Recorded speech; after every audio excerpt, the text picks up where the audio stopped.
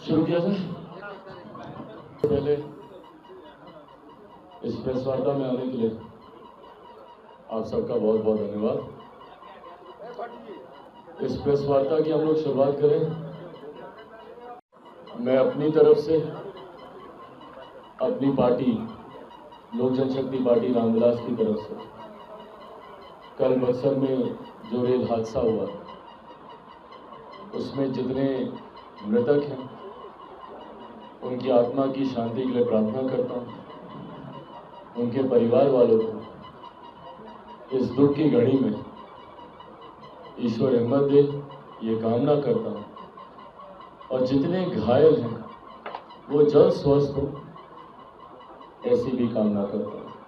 साथ ही में रेल प्रशासन से ये मांग करता हूं कि इसकी जांच की जाए और जो भी दोषी हो, जिसकी लापरवाही की वजह से या जिस भी कारण की वजह से इतना बड़ा रेल हादसा हुआ, उसके दोषियों पर सख्त से सख्त कार्रवाई होनी चाहिए ताकि भविष्य में इस तरीके की घटना दोबारा कभी ना घटे। मैं माननीय रेल मंत्री जी से भी आग्रह करूं और मुझे उम्मीद भी है, विश्वास भी है, यकीनन वो खुद भी इसकी मॉनिटरिंग कर रहे हों, पर जो भी दोषी हैं उन पर कार्रवाई हो ताकि भविष्य में ऐसी घटना दोबारा कभी ना घटे।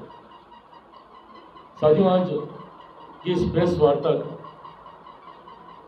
एक खास उद्देश्य है। जिस तरीके से पिछले कुछ दिनों से बिहार के तमाम कार्यों ने एक सेकंड सीट ले लिया, तमाम राजनीतिक विवादों ने, तमाम राजनीतिक चर्चाओं ने, विकास की बात तो बिहार में होती नहीं तो विकास की बात करने का मतलब नहीं है, बट तमाम बातों ने एक बैक सीट ले लिया है और सिर्फ बिहार में हुई जातीय जनगणना और उसके आंकड़े जिस तरीके से सार्वजनिक किए गए हैं, ये ना सिर्फ बिहार की राजनीति बल्कि देश की राजनीति में भी ये मुद्दा हावी हो चुका है। जहां जहां पर भी चुनाव हो रहे हैं, उन राज्यों में तथाकथित विपक्षी दलों के गठबंधन के नेता लॉलीपॉप की तरह घोषणा पे घोषणा किए जा रहे हैं कि हम भी अपने राज्य में कराएंगे, हम भी अपने राज्य में कराएंगे। भैया, जिस राज्य में ये हुआ उस राज्य में क्या हम लोगों ने पाया, पहले ये तो हम लोग जान लें। भाई, अगर एक जनगणना हुई, उसके आंकड़े कैसे हुई नहीं हुई किसी को नहीं पता, वो मेरिट्स डिमेरिट्स सब पे हम लोग आएंगे, पर उस जनगणना का लाभ किसको मिला यहाँ पर, और उस जनगणना का क्या लाभ ऐसा है जिसको लेकर विपक्षी दलों के तमाम नेता इतने उत्साहित हैं कि हर राज्य में जहां पे चुनाव हो रहा है भागे भागे जा रहे हैं घोषणा करने के लिए। आज की तारीख में 21वीं सदी, जहां हम लोग चांद पे जाने की बात करते हैं, हम लोग सूर्य तक पहुंचने की हम लोग बात करते हैं। मैं खुद 21वीं सदी का पढ़ा लिखा युवा हूं। मैं जात पात धर्म मजहब में मैं विश्वास नहीं रखता, पर उसके बावजूद मैंने और मेरी पार्टी लोक जनशक्ति पार्टी रामविलास ने जातीय जनगणना का हम लोगों ने समर्थन किया था कि जाति आधारित जनगणना होनी चाहिए। उसका सबसे बड़ा कारण कि ऐसे वंचित वर्गों के समूह को चिन्हित किया जाए जो आज़ादी के 75 साल के बाद अभी तक हाशिए पर हैं, उनको चिन्हित कर उनकी संख्या, ऐसे वंचित वर्ग के समूह की संख्या सामने आनी चाहिए जिनको अभी तक ना राजनीतिक, ना सामाजिक, ना आर्थिक किसी भी धारा से वो लोग अभी तक नहीं जुड़ पाए हैं, उनको चिन्हित करना जरूरी है। आखिरी बार 1931 में जनगणना हुई। उस जनगणना के बाद जब इस जनगणना की बात हुई तो लोगों के मन में भी एक उत्साह था कि संभवतः कई ऐसे नए आंकड़े सामने आएंगे जिसकी उम्मीद बिहार के लोग लगा के रखे हुए। और उसके बाद जब आंकड़े सामने आए तो क्या आंकड़े थे, मोटा मोटी अगर आप देखिएगा तो 1931 में जो जनगणना हुई उसी की एवरेजिंग सामने आ गई है। उसी की एवरेजिंग करके उसको सामने रख दिया गया।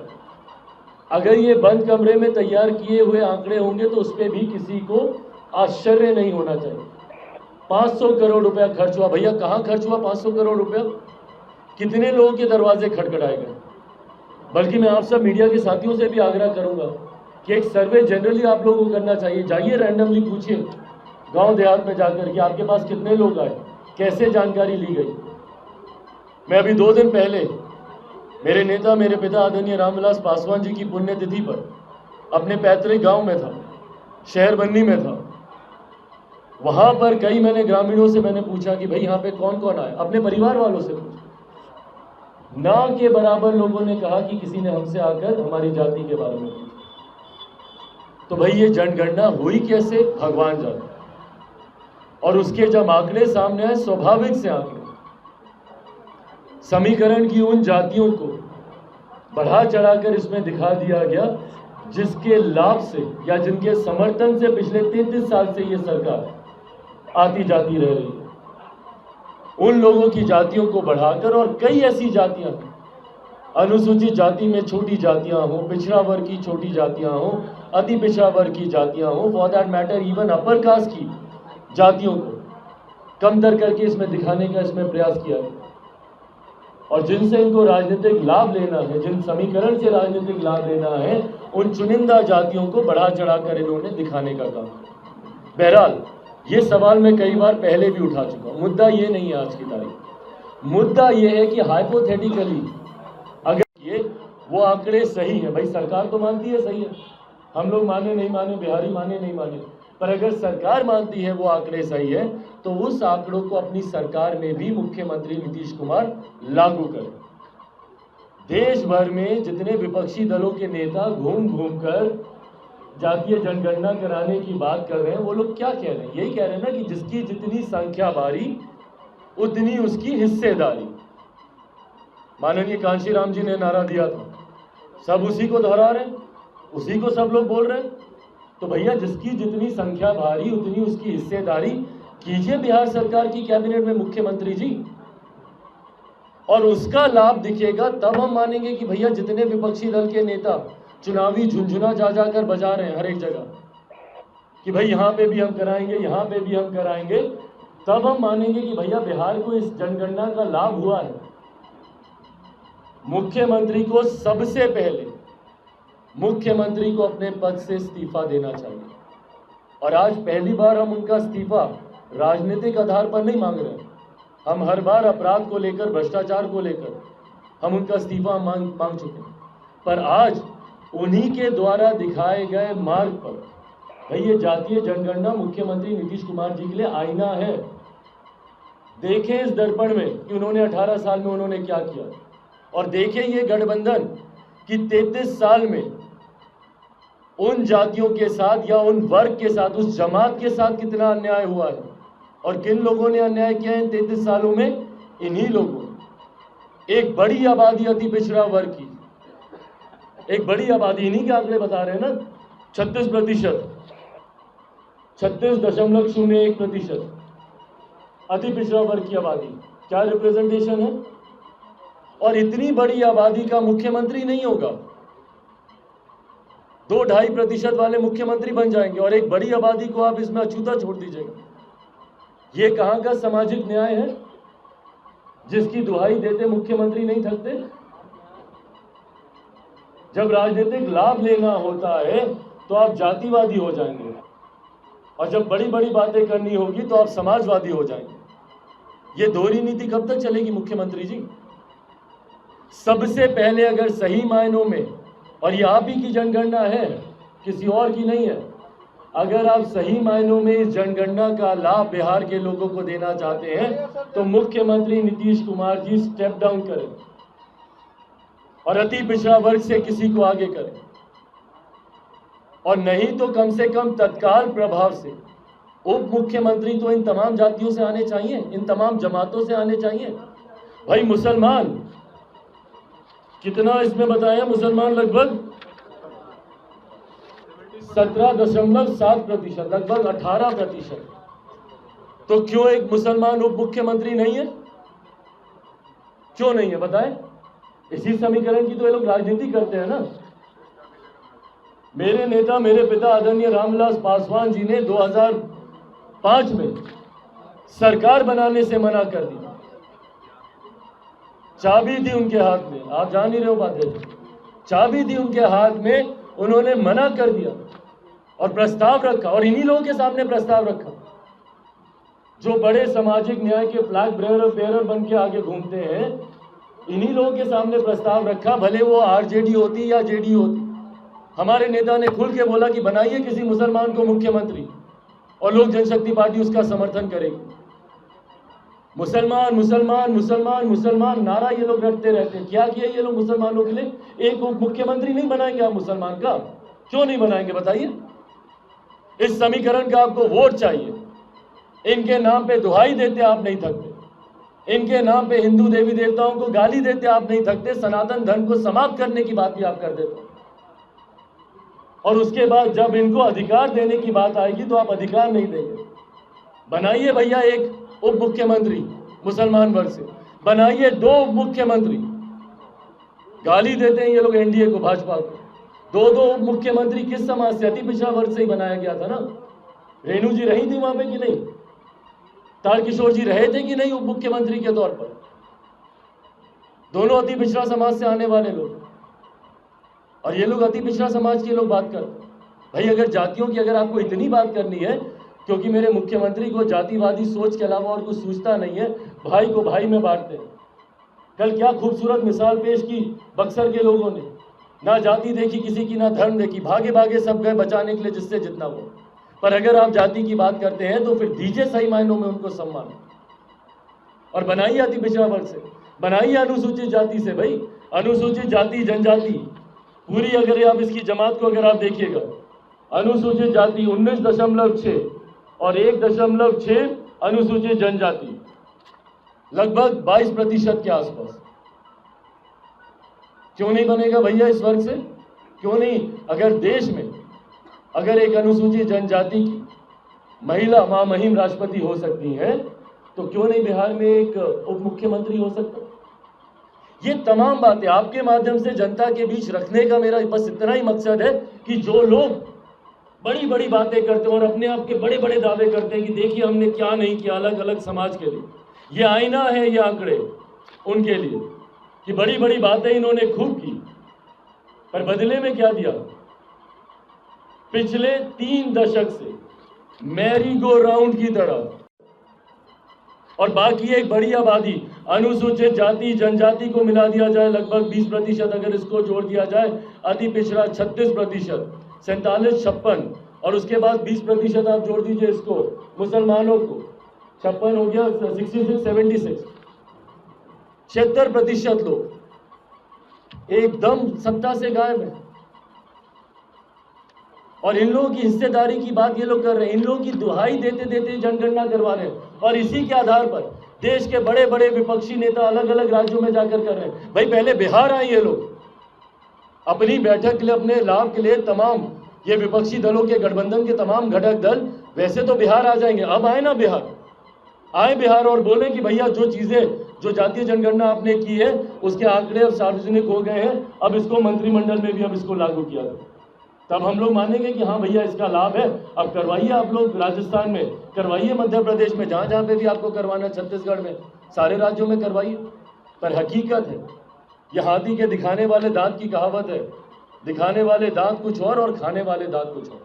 ये वही लोग हैं जो भी महिला आरक्षण विधेयक आया भारत की संसद में, हर रोज चिल्ला कर, बल्कि इसी के आधार पर इससे पूर्व में जितनी बार ये विधेयक आया इन लोगों ने उसको पारित तक नहीं होने दिया।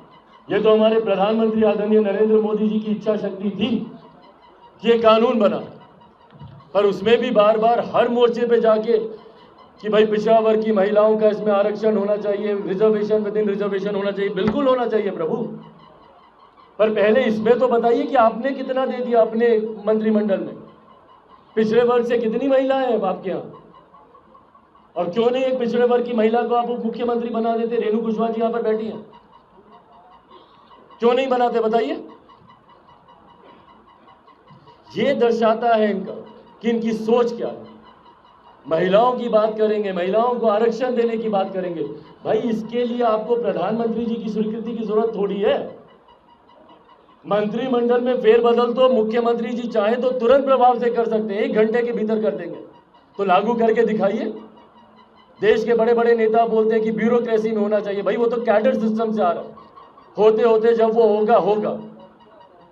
पर बोले, राहुल जी बोलते हैं ना, तो आके बताएं मुख्यमंत्री नीतीश कुमार जी को कि भाई आप अपने मंत्रिमंडल में इसको सबसे पहले लागू कीजिए और पुनः गठन कीजिए अपने मंत्रिमंडल का, कैबिनेट को पूरा रिशफल कीजिए और इसके आधार पर जो जनगणना आपने जारी की है उसके आधार पर एक नया मंत्रिमंडल बनाइए और उसको बनाने के बाद खुद स्टेप डाउन हुई और किसी अति पिछड़ा वर्ग से आने वाले किसी व्यक्ति को प्रदेश का मुख्यमंत्री बनाइए, मुसलमान को बनाइए, अनुसूचित जाति जनजाति से आने वाले को बनाइए, तब हम मानेंगे कि भैया जो आपने आंकड़े दिखाए हैं वो सही।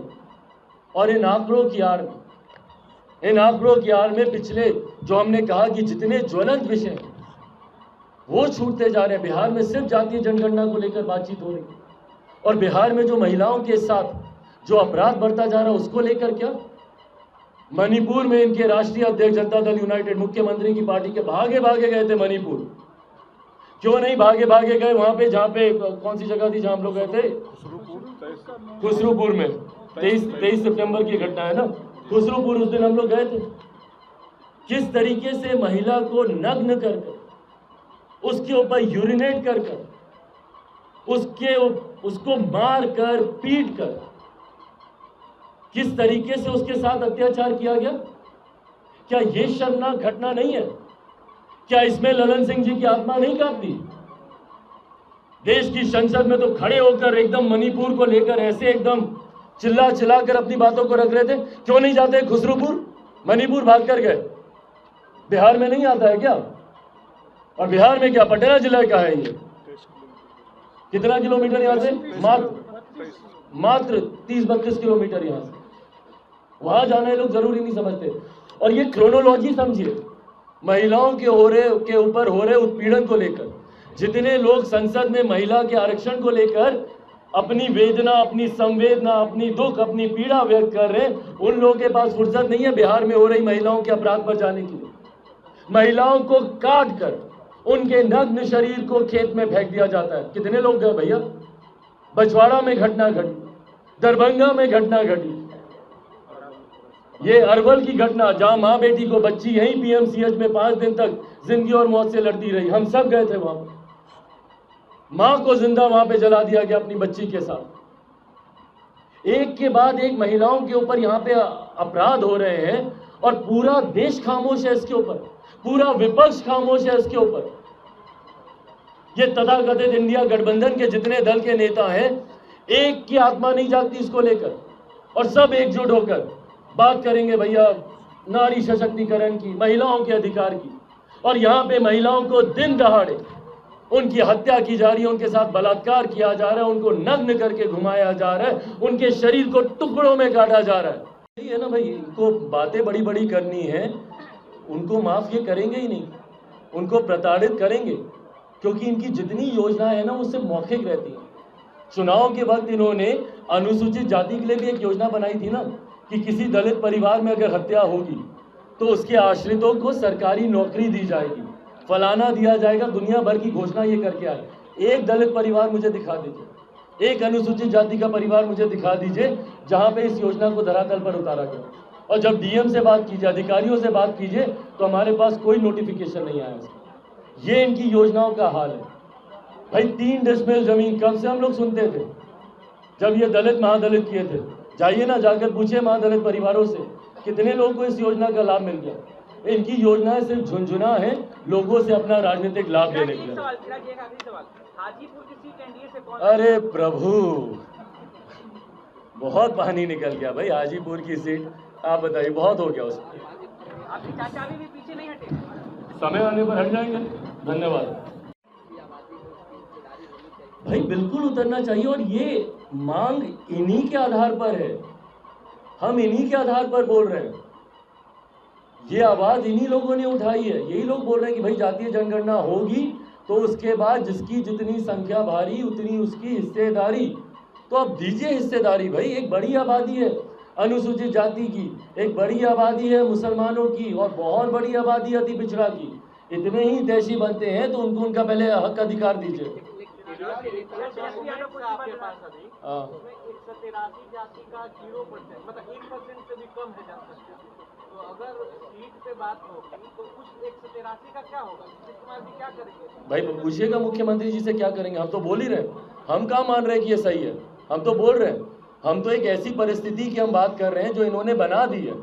ये लोग तो मानते हैं ना कि सही है, तो भाई उसके आधार पे करें। हम तो बोल रहे हैं कि पूरी जनगणना गलत है।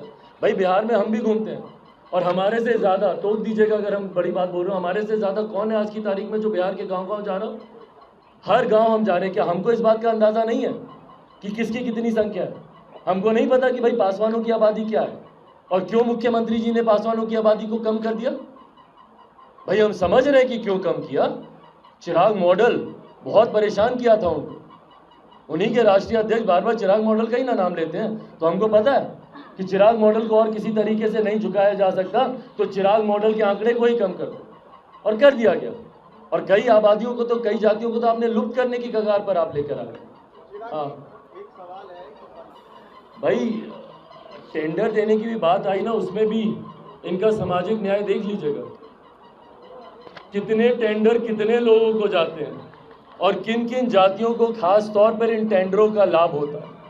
भाई भ्रष्टाचार का अड्डा बना के रख दिया गया इन योजनाओं को। अभी परसों तरसों हम लोग गए थे वहाँ पे, छपरा में था ना, कहाँ पे, जहाँ पे 4 बच्चे डूब के मर गए थे, नवादा में। हाँ, नवादा हम लोग गए। नवादा में 4 बच्चे डूब के मर गए। कैसे? क्योंकि वहाँ पे खुदाई का काम वहाँ पे हुआ था। खुदाई कैसे हो रही थी? एक योजना मनरेगा के तहत, मनरेगा के तहत सोचिए 10 फीट का खड्डा खोद दिया गया। कैसे? जेसीबी के माध्यम से। अब ये कौन सी नियमावली में कहा जाता है कि भैया कि आप जेसीबी का मनरेगा में आप इस्तेमाल कर सकते हैं?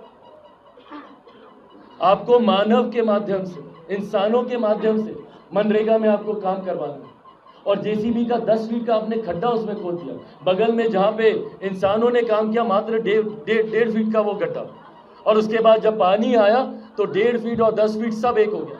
बच्चा 1.5 फीट सोच कर गया और 10 फीट के खड्डे में गिर गया। अब कौन गुनहगार है इसका? ये तमाम योजनाएं भ्रष्टाचार की देन है। मेरे मुख्यमंत्री, जो हम बोलते हैं ना कि जो मुख्यमंत्री कहते हैं ठीक उसका विपरीत है। जितना ये बोलते हैं कि जीरो टॉलरेंस है इनका करप्शन से, उतना ही करप्शन को अपनी नाक के नीचे टॉलरेट करते हैं। जमुई में, हमारी लोकसभा में एक पुल, अभी सोचिए 2011 में वो पुल बना, अभी तो मेंटेनेंस पीरियड में है वो पुल, और उसका एक पिलर एकदम धराशायी हो गया। क्यों धराशायी हो गया? पहली बात तो गुणवत्ता का ध्यान नहीं दिया जाता, तभी ना खबरें आती है कि हवा में पुल गिर गया, बांध चूहे उतर जाते हैं, क्योंकि बनते वक्त ही गुणवत्ता का ध्यान नहीं दिया जाता। और उसके बाद आसपास उसके अगल बगल इतना अवैध बालू का खनन हुआ कि पिलर का जो बेसिक सपोर्ट था वो भी खत्म। और उसके बाद मुख्यमंत्री वहां पर जाते हैं, बोलते हैं 1 महीने में हम इसको ठीक करेंगे। 1 महीने में ठीक कीजिएगा तो दूसरे महीने फिर वो गिरेगा। ये तो इनका आधार है काम करने का। भाई बिल्कुल उतरना चाहिए, और ये मांग इन्हीं के आधार पर है, हम इन्हीं के आधार पर बोल रहे हैं। ये आवाज इन्हीं लोगों ने उठाई है। यही लोग बोल रहे हैं कि भाई जातीय जनगणना होगी तो उसके बाद जिसकी जितनी संख्या भारी उतनी उसकी हिस्सेदारी। तो अब दीजिए हिस्सेदारी। भाई एक बड़ी आबादी है अनुसूचित जाति की, एक बड़ी आबादी है मुसलमानों की, और बहुत बड़ी आबादी अति पिछड़ा की। इतने ही हितैषी बनते हैं तो उनको उनका पहले हक अधिकार दीजिए। आपके पास अभी हाँ, उसमें 183 जाति का 0% मतलब 1% से भी कम है जनसंख्या। तो अगर सीट पे बात होगी तो उस 183 का क्या होगा? नीतीश कुमार जी क्या करेंगे? भाई पूछिएगा मुख्यमंत्री जी से क्या करेंगे। हम तो बोल ही रहे हैं, हम कहाँ मान रहे हैं कि ये सही है। हम तो बोल रहे हैं, हम तो एक ऐसी परिस्थिति की हम बात कर रहे हैं जो इन्होंने बना दी है। ये लोग तो मानते हैं ना कि सही है, तो भाई उसके आधार पे करें। हम तो बोल रहे हैं कि पूरी जनगणना गलत है। भाई बिहार में हम भी घूमते हैं और हमारे से ज़्यादा, टोक दीजिएगा अगर हम बड़ी बात बोल रहे हो, हमारे से ज़्यादा कौन है आज की तारीख में जो बिहार के गाँव जा रहा हो?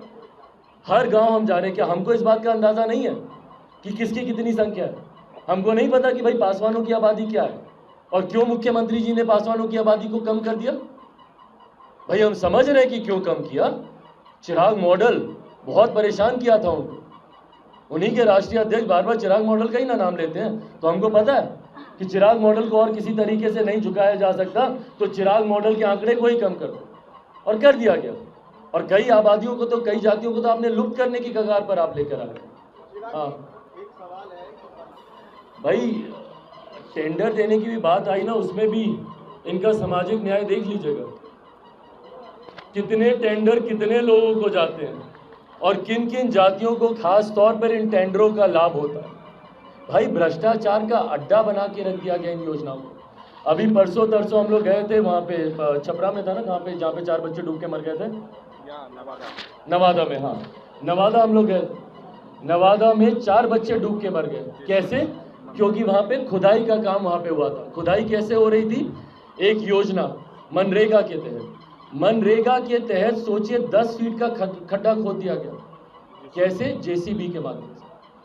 अब ये कौन सी नियमावली में कहा जाता है कि भैया कि आप जेसीबी का मनरेगा में आप इस्तेमाल कर सकते हैं? आपको मानव के माध्यम से, इंसानों के माध्यम से मनरेगा में आपको काम करवाना है, और जेसीबी का 10 फीट का आपने खड्डा उसमें खोद दिया। बगल में जहां पे इंसानों ने काम किया मात्र 1.5 फीट का वो गड्ढा, और उसके बाद जब पानी आया तो 1.5 फीट और 10 फीट सब एक हो गया। बच्चा 1.5 फीट सोच कर गया और 10 फीट के खड्डे में गिर गया। अब कौन गुनहगार है इसका? ये तमाम योजनाएं भ्रष्टाचार की देन है। मेरे मुख्यमंत्री, जो हम बोलते हैं ना कि जो मुख्यमंत्री कहते हैं ठीक उसका विपरीत है। जितना ये बोलते हैं कि जीरो टॉलरेंस है इनका करप्शन से, उतना ही करप्शन को अपनी नाक के नीचे टॉलरेट करते हैं। जमुई में, हमारी लोकसभा में एक पुल, अभी सोचिए 2011 में वो पुल बना, अभी तो मेंटेनेंस पीरियड में है वो पुल, और उसका एक पिलर एकदम धराशायी हो गया। क्यों धराशायी हो गया? पहली बात तो गुणवत्ता का ध्यान नहीं दिया जाता, तभी ना खबरें आती है कि हवा में पुल गिर गया, बांध चूहे उतर जाते हैं, क्योंकि बनते वक्त ही गुणवत्ता का ध्यान नहीं दिया जाता। और उसके बाद आसपास उसके अगल बगल इतना अवैध बालू का खनन हुआ कि पिलर का जो बेसिक सपोर्ट था वो भी खत्म। और उसके बाद मुख्यमंत्री वहां पर जाते हैं, बोलते हैं 1 महीने में हम इसको ठीक करेंगे। 1 महीने में ठीक कीजिएगा तो दूसरे महीने फिर वो गिरेगा। ये तो इनका आधार है काम करने का। बोलना जरूरी नहीं समझते। हद हो गई है इस सरकार में, हद हो गई है। सिर्फ इन्होंने अपने राजनीतिक लाभ के लिए, सिर्फ अपने राजनीतिक लाभ के लिए, ताकि ये तमाम विषय धूमिल हो जाए। सिर्फ जाति पे बात हो, जाति पे बात हो। मुख्यमंत्री को सूट करता है भैया जाति पे बात हो, जाति समीकरण की, सोशल इंजीनियरिंग, ये तमगा लेकर घूमते अपने सीने पर जाति की राजनीति करने की। तो ये है इस सरकार की असली तस्वीर। अगर सही मायनों में, और मैं आप सबके माध्यम से तमाम विपक्षी दलों के नेताओं से आग्रह करूंगा कि आप लोग दूसरे राज्यों में जाकर घोषणा करने से पहले बिहार में इसको लागू करें, बिहार के मंत्रिमंडल में इसको लागू करें। और जितनी चिंता इन लोगों की मणिपुर को लेकर जागती है, उसकी 1% चिंता भी मेरी बिहार की बहन बेटी माताओं के लिए कर लेंगे तो उनके लिए शायद बिहार एक सुरक्षित स्थान बन जाए। उम्मीद करता हूं कि मुख्यमंत्री कम से कम इस बात को गंभीरता से लेंगे। इसके बाद आप लोगों की कोई सवाल है?